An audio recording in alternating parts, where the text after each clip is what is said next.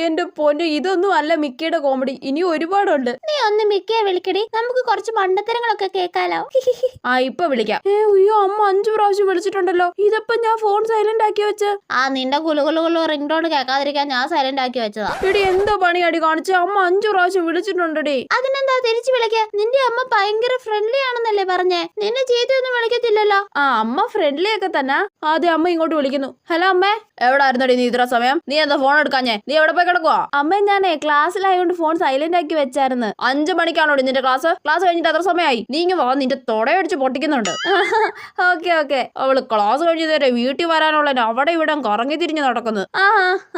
5:30 വീട്ടിലെത്തിയില്ലെങ്കിൽ ഞാൻ അപ്പ പറഞ്ഞുതരാം. ശരി മമ്മി, ശരി. എന്താടി അമ്മ പറഞ്ഞേ? അതെ, കൊച്ചെ വരുമ്പോ ഡെയറി മിൽക്ക് വാങ്ങിച്ചോണ്ട് വരണേന്ന്. അയ്യോ, എന്നെ ഫ്രണ്ട്ലി ആടി ഇവളുടെ മമ്മി.